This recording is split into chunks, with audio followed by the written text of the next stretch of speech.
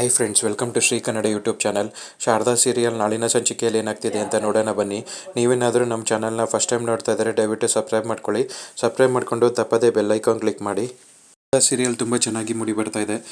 ಪಾರಿಜಾತ ಬೇಜಾರು ಮಾಡ್ಕೊಂಡು ಒಂದು ಕಡೆ ಕೂತಿರ್ತಾಳೆ. ಅಲ್ಲಿಗೆ ಶಾರದಾ ಮತ್ತು ಸಿದ್ದು ಇಬ್ಬರು ಬರ್ತಾರೆ. ಏನಜ್ಜಿ ನೀವು ಸುಮ್ಮನೆ ಇರಲಾರ್ದೆ ಹೋಗಿ ನಿಮ್ಮ ಮೊಮ್ಮಗಳು ಮದುವೆ ನಿಲ್ಲಿಸ್ತೀನಿ ಅಂತ ಹೇಳಿದ್ರಲ್ಲ, ಈ ಥರ ಹೇಳಿದ್ರೆ ತಾತ ಸುಮ್ಮನೆ ಇರ್ತಾರ? ಅವ್ರಿಗೆ ಕೋಪ ಬರುತ್ತೆ ಅಲ್ವಾ? ಯಾಕೆ ಹಿಂಗೆ ಮಾಡೋದಕ್ಕೆ ಹೋದ್ರಿ ಅಂತ ಕೇಳ್ತಾ ಇರ್ತಾಳೆ. ಎಲ್ಲ ನೀನೇ ಕಣೆ, ನೀನೇ ಮಾಡಿರೋದು, ನೀನೇ ನನ್ನ ಅವ್ರ ಮುಂದೆ ಸಿಗಾಕ್ಸಿರೋದು ಅಂತ ಹೇಳ್ತಾ ಇರ್ತಾಳೆ. ಈಗ ನಾವು ಹೇಳ್ಕೊಟ್ಟಿದ್ವಾ ನಿಮಗೆ ಅಲ್ಲಿ ಬಂದ್ಬಿಟ್ಟು ಎಲ್ಲರ ಮುಂದೆ ಎಂಗೇಜ್ಮೆಂಟ್ ನಿಲ್ಲಿಸ್ತೀನಿ ಅಂತ ಹೇಳಿ ಅಂತ? ಯಾಕೆ ಈ ಥರ ಮಾಡಿದ್ರಿ?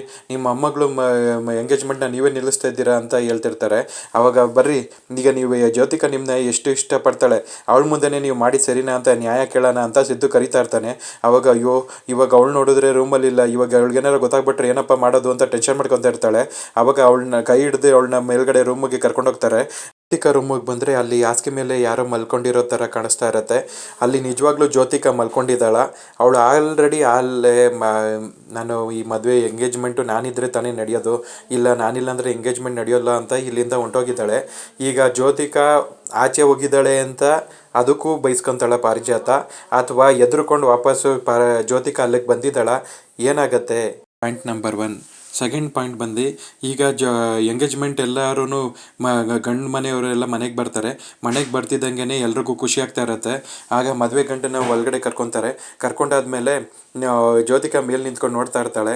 ಅಯ್ಯೋ, ನಾನು ಏನಪ್ಪ ಮಾಡಲಿ, ಎಂಗೇಜ್ಮೆಂಟ್ ಬೇಡ, ಇವನು ಪಾಪಿ ಅಂತ ಇವನ ಜೊತೆ ಮದುವೆನೇ ಆಗ್ಬಾರ್ದು ಅಂತ ಅಂದ್ಕೊಂಡಿದ್ರೆ ಇವಾಗ ಎಂಗೇಜ್ಮೆಂಟು ಮಾಡ್ಬಿಡ್ತಿದ್ದಾರೆ, ಇನ್ಮೇನು ಮದುವೆನೂ ಆಗ್ಬಿಡುತ್ತೋ ಏನೋ ಅಂತ ಟೆನ್ಷನ್ ಮಾಡ್ಕೊತಾ ಇರ್ತಾಳೆ. ಆಗ ಒಳಗಡೆಗೆ ಮದುವೆ ಗಂಡನ ಕರ್ಕೊಂಬರ್ತಾರೆ. ಆ ಮದುವೆ ಗಂಡನ ಕರ್ಕೊಂಡು ಬಂದಾದ್ಮೇಲೆ ಎಲ್ರಿಗೂ ಜ್ಯೂಸ್ನ ಕೊಡ್ತಾ ಇರ್ತಾರೆ ಶಾರದಾ ಮತ್ತು ಸಿದ್ದು ಇಬ್ಬರೂ. ಆವಾಗ ಟೆನ್ಷನ್ ಆಗ್ತಾ ಇರುತ್ತೆ ಜ್ಯೋತಿಕಂಗೆ. ಗ್ರ್ಯಾನಿ ಬನ್ನಿ ಇಲ್ಲಿ, ನೀವು ಏನು ಮಾಡ್ತಾ ಇದ್ದೀರಾ? ಇವಾಗ ನಾವು ಸ್ವಲ್ಪ ಹುಷಾರಾಗಲಿಲ್ಲ ಅಂದರೆ ಅವನ ಜೊತೆ ನನ್ನ ಎಂಗೇಜ್ಮೆಂಟ್ ಆಗೋಗ್ಬಿಡುತ್ತೆ, ನನ್ನ ಮದುವೆನೂ ಮಾಡಿಬಿಡ್ತಾರೆ, ನೀವೇ ಏನಾದರೂ ಮಾಡಬೇಕು ಇವಾಗ ನೀವು ಅಂತ ಯೋಚನೆ ಮಾಡ್ತಾ ಇರ್ತಾರೆ. ಅವಾಗ ಇದಕ್ಕಿರೋದು ಒಂದೇ ಪರಿಹಾರ, ನೀವು ಹೋಗ್ಬಿಟ್ಟು ಆ ಶಾರದನ ಹತ್ರ ಹೇಳಿ ಈ ಎಂಗೇಜ್ಮೆಂಟ್ನ ನಿಲ್ಲಿಸೋದಕ್ಕೆ. ಅವಳೊಬ್ಬಳು ಕೈಯಲ್ಲಿ ಮಾತ್ರ ಈ ಎಂಗೇಜ್ಮೆಂಟ್ ನಿಲ್ಲಿಸೋದಕ್ಕೆ ಸಾಧ್ಯ, ಅವಳೇ ತಾನೇ. ಈಗ ಅವಳು ಅವಳ ಗಂಡ ಇಬ್ಬರು ಸೇರಿಕೊಂಡು ಎಂಗೇಜ್ಮೆಂಟು ಮದುವೆನೆಲ್ಲ ಚೆನ್ನಾಗಿ ನಡೆಸ್ಕೊಡ್ತೀವಿ ಅಂತ ಹೇಳಿದ್ದಾರೆ. ಇವಾಗ ನೀವೇ ಹೋಗ್ಬಿಟ್ಟು ಅವ್ರನ್ನ ನಿಲ್ಲಿಸ್ಬಿಡಿ ಅಂತ ಹೇಳಿ ಗಿರಾನಿ ಅಂತ ಹೇಳ್ಕೊತಾ ಇರ್ತಾಳೆ.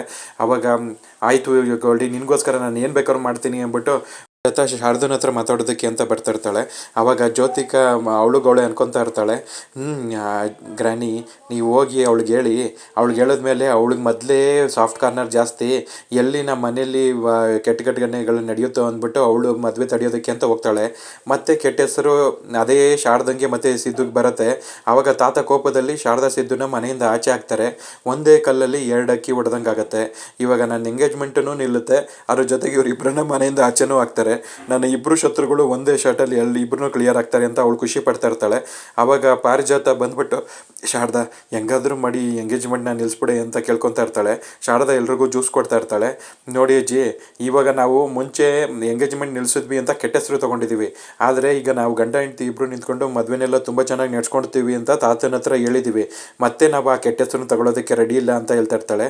ಆವಾಗ ಪಾರಿಜಾತ ಹೇಳ್ತಾಳೆ, ಜ್ಯೋತಿಕಾ ನಿನಗೆ ತಂಗಿ ಇದ್ದಂಗೆ, ಅವಳನ್ನ ನೀನು ಈ ಥರ ನೀರಿನಲ್ಲಿ ಕೈ ಬಿಟ್ಬಿಟ್ರೆ ಹೆಂಗೆ? ಅವನು ಸರಿಯಿಲ್ಲ ಆ ಹುಡುಗಂಗೆ ಹೆಣ್ಮಕ್ಳು ಶೋಕಿ ಇದೆ, ಅವ್ನು ಕೆಟ್ಟ ಬುದ್ಧಿ ಇದೆ ಅಂತ ನಿನಗೂ ತುಂಬ ಚೆನ್ನಾಗಿ ಗೊತ್ತು. ಆದ್ರೂ ಅವನ್ನ ಜ್ಯೋತಿಕನ ಜೊತೆ ಮದುವೆ ಆಗಲಿ ಅಂತ ಬಿಟ್ಟಿದ್ಯಲ್ಲ, ದಯವಿಟ್ಟು ಇದನ್ನು ಅರ್ಥ ಮಾಡ್ಕೊಳ್ಳಿ ಅಂತ ಹೇಳ್ತಿರ್ತಾಳೆ. ಆಗ ಶಾರದಾ ಯೋಚನೆ ಮಾಡ್ತಿರ್ತಾಳೆ, ಇವ್ರಿಗೆ ಅವಳು ನನ್ನ ತಂಗಿ ಇದ್ದಂಗೆ ಅಂತ ತುಂಬ ಚೆನ್ನಾಗಿ ಗೊತ್ತು, ಆದರೆ ನಾನು ಈ ಮನೆ ಮಗಳು ಅನ್ನೋದೂ ಇವ್ರಿಗೆ ತುಂಬ ಚೆನ್ನಾಗಿ ಗೊತ್ತು. ಅದೆಲ್ಲ ಗೊತ್ತಿದ್ರೂ ನನ್ನ ಈ ಮನೆಯಿಂದ ಆಚೆ ಹಾಕಿ ನಮ್ಮ ಅಪ್ಪ ಅಮ್ಮೆಯಿಂದ ದೂರ ಮಾಡೋದಕ್ಕೆ ಪ್ರಯತ್ನ ಪಟ್ಟರು. ಇವ್ರನ್ನ ಮಾತ್ರ ನಾನು ಯಾವತ್ತೂ ಸುಮ್ಮನೆ ಬಿಡಬಾರ್ದು ಅಂತ ಶಾರದಾ ಮನಸ್ಸಲ್ಲಿ ಅನ್ಕೊತಾ ಇರ್ತಾಳೆ. ಶಾರದಾ ಇವಾಗ ಇವ್ರ ಮೇಲೆ ಏನಾರ ಕನಿಕರ ತೋರಿಸಿ ತಾತನ ಹತ್ರ ಹೋಗಿ, ಇಲ್ಲ ಈ ಎಂಗೇಜ್ಮೆಂಟ್ ನಿಲ್ಲಿಸಿ ಅಂತ ಹೇಳ್ಬಿಟ್ಟು ಅವರೇ ಮದುವೆ ನಿಲ್ಲಿಸ್ತಾರ, ಅಥವಾ ಶಾರದಾ ತಪ್ಪು ಮಾಡೋದಕ್ಕೆ ಹೋದರೆ ಸಿದ್ದು ಬಂದು, ಶಾರದವ್ರೆ ನೀವು ತಪ್ಪು ಮಾಡ್ತಾ ಇದ್ದೀರಾ, ಇದನ್ನು ಮಾಡೋದು ಬೇಡ, ಅವರು ಎಂಗೇಜ್ಮೆಂಟ್ ಮಾಡ್ಕೊಂಡು ಮದುವೆ ಆಗಲಿ ಅಂತ ಅನ್ಕೊತಾರ. 100% ಅನ್ಕೊಂತಾರೆ. ಶಾರದಾ ಮತ್ತು ಸಿದ್ದು ಇಬ್ಬರೂ ಜ್ಯೋತಿಕನ್ನ ಜೊತೆಗೆ ಮದುವೆ ಮಾಡಿಸ್ತಾರೆ.